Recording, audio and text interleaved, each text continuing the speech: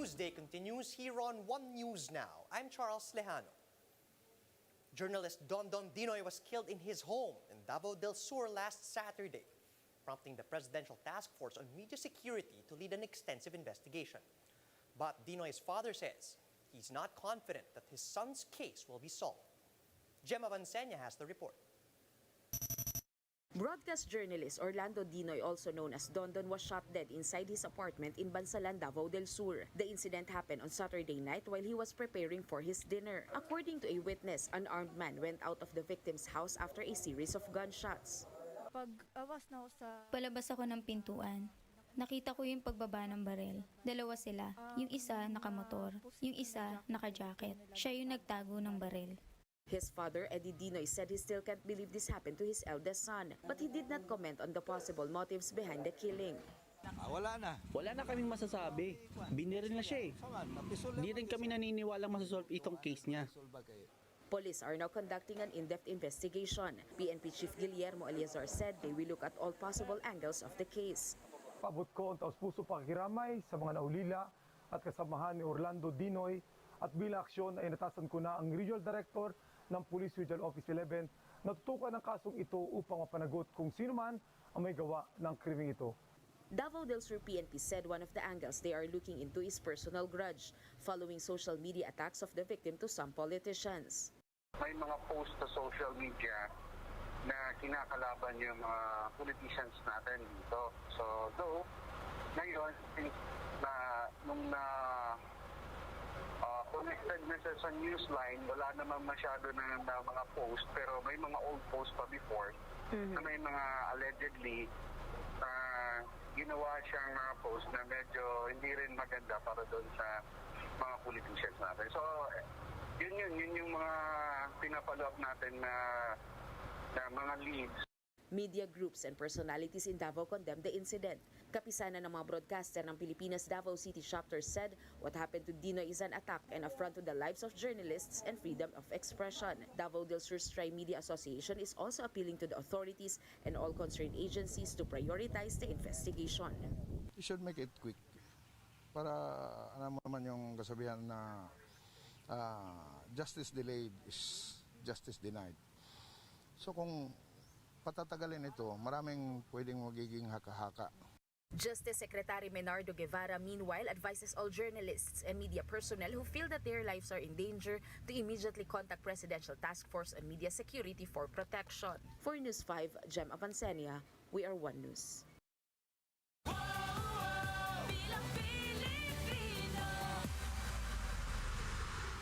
Presidential aspirant Senator Ping Lacson is backing the reopening of nuclear power plants in the country should he be elected president in 2022. During the Meet the Presidentiables economic reforms in the New Frontier on Saturday, Lacson said he's open to putting up nuclear plants to help address the demand of oil in the Philippines.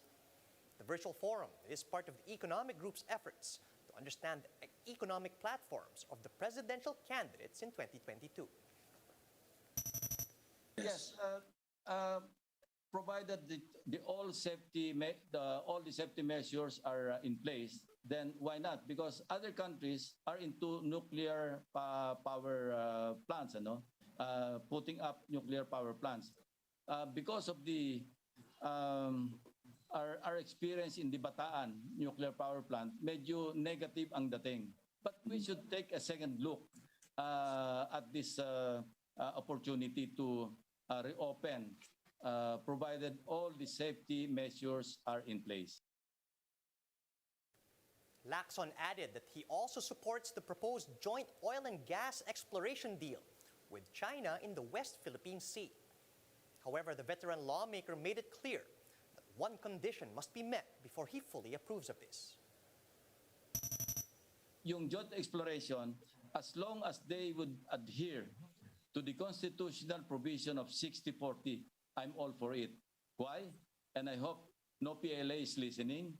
Pag 60-40, it only shows that we own the area, those islands. We have sovereign rights over these areas. Over in Bohol, the tourism sector is finally recovering as the province eased restrictions for tourists. Jenny Dongon with the story. Tourists have started arriving in Bohol over the weekend as the local government gave more leeway to the health requirements needed when entering the province. Bohol Governor Arthur Yap said fully vaccinated visitors will no longer need to present a negative result of their RT-PCR test. Ang hinihingi lang namin yung vaccination card from the LGU or any DOH BOQ certified na vaccination certificate, tatanggapin na namin yon. And then, kailangan pa rin ng S-Pass, but just for the process of registering with the LGU. Kahit na pending yung S-Pass, tatanggapin na namin yun. Hindi kailangang approve. We just want them to at least register with the LGU para ma-monitor namin yung arrivals. Those who are not vaccinated and those who have been inoculated only with the first dose can still enter the province, but they need to present an RT-PCR test obtained within 72 hours upon entry into the province. A couple from Manila immediately booked a flight here in Bohol. Wala, smooth lang. Even sa airport, parang they check lang the documents, tas diretso na. Worth it naman, yes. Kasi, first of all, di naman siya ganun ka-hassle gawin. Second, matagal na rin naman hindi naka-travel. So, and medyo safe naman yung mga test dito. So, worth it mag-travel. This family from Bacolod also enjoyed the long weekend in the popular tourist spots in Bohol. But they made sure that they will not be complacent amid the threat of COVID-19. Kahit nga vaccinated ka, pwede ka pang mahawaan. Yun. I think there should be protocols na dapat fina-follow. Tourists continue to arrive here in the Bohol Tertiary Reservation area. This is a relief for the tourism sector after dealing with a major blow due to the imposition of lockdowns. Maraming mga trabahante na wala ng trabaho. We have 40 plus po. Ngayon? About 6 lang po kami. Natutuwa kami, ma'am, kasi unti-unti na rin nagre-recover yung turismo sa Bohol. Tapos unti-unti na rin dumadami kasi hindi na hinihigpitan yung restrictions. Digal said that they are hopeful that it will indeed be a Merry Christmas for the tourism sector as the government open its door for more tourists. For News 5, Jenny Dongon, PR1 News. Malay Aklan Mayor Frolibar Bautista says over 1,000 tourists arrive in Boracay per day, and they are hoping to increase this number to 3,000 by the end of the year. Bautista tells Radyo 5's Filon that Boracay recorded a total of 14,000 visitors over the last 2 weeks of October. Though the LGU wants to welcome more tourists this holiday season, the mayor says only fully vaccinated locals from Panay and Guimaras are exempted from submitting an RT-PCR test result before going to the island. Bautista says Boracay will continue to require RT-PCR testing for tourists from the rest of the country, unless the government rolls out a unified vaccination card. Kailangan pa PCR. Until wala pa tayong unified na vax card, so hindi muna kasi ang inaaboy natin yan, yung baka mayroong mga piki. Ay, yung October 30 nga, mayroong pang nahuli na nag-piki naman na RT-PCR eh. Kaya itong vaccination card, madali piki ito eh. Hanggat walang unified na vax card, eh, hindi muna siguro kasi mahirap kasi mag-verify. Netizens have expressed concern over a food delivery rider who went viral after being caught on photo tending to his baby while on his bike. But what's the story behind this photo? Faith Del Mundo tells us in this report. A photo of a food delivery rider feeding a baby on his bike recently went viral. The uploader Jeremiel Quinto admits he was both amazed and worried when he saw the scene. Natutuwa kasi yung pagiging ama niya is hindi niya yung responsibility niya bilang ama ko is hindi niya pinapabayaan, tapos gumagawa siya ng paraan ng mabuting paraan para matustusan yung pangangailangan ng anak niya. Siyempre po, at the same time, naaawa rin po kasi po para doon po sa baby, siyempre medyo delikado po yung ganong scene na nasa basket po yung baby, and then yung pollution po ng mga sasakyan na nalalanghap ng bata. Habang hinihintay niya po yung order is pinapadede niya muna yung anak niya. Ayun, kaya na-picture ko po, hindi ko po alam na magbabiral. In an interview with News 5, the rider Hershey Manuel who is only 18 years old, explained that it was the first time he brought his 5-month-old baby with him while at work. Manuel said he had no other choice that day because no one was available to take care of the child. Yung asawa ko po kasi, may tinda po kami ng kaunting mga kwek-kwek po, ganon, mga fishball, mga kikiam. Kaysa naman po mabanlian ng mantika, sinama ko na lang po muna. Isang biyahe lang po yun, kumbaga kabilang kanto lang po. Tapos sabi ko, sama ko na muna kasi hatid ko lang, tumalapit lang po naman yung dideliveran ko. Mga tito ko po, may trabaho po yung tito ko. Tapos yung tita ko po, marami rin po kasi nabili dito sa may tindahan. Kaya sabi ko, sama ko na lang po muna kaysa naman po sa may lapag po. He stressed that he made sure his baby was safe and secure, especially as his wife previously suffered from a miscarriage. Nilagyan ko po ng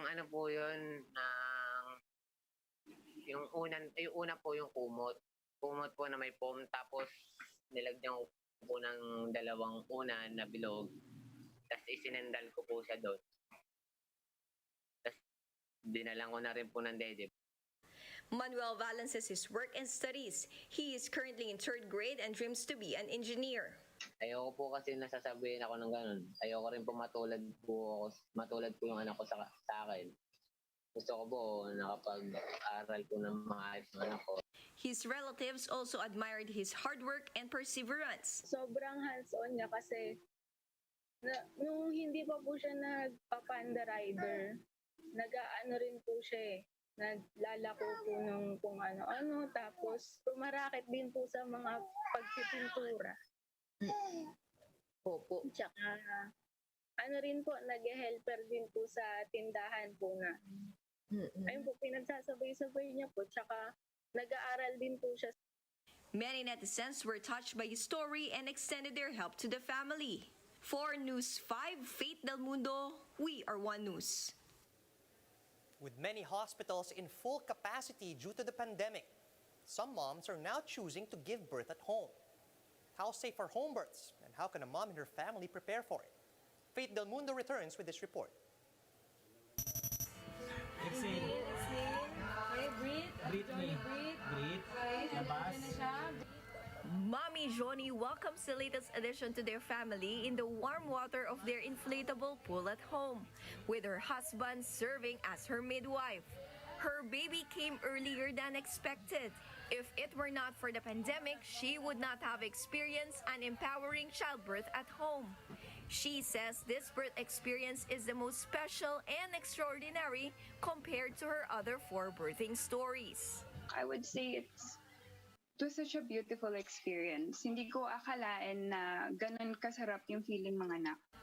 They welcome their 5th child, baby boy Lotus Moon, at home with their whole family. A perk that she enjoyed because in the hospital, companions are not allowed in the delivery room.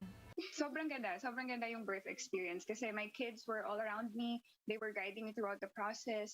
Aside from being able to share the moment with her loved ones, she says that it is safer to give birth at home, especially since there is still a threat of the coronavirus. Another benefit is that they also save a lot compared to their hospital birth expenses. Sa gastos, mas nakatipid kami actually.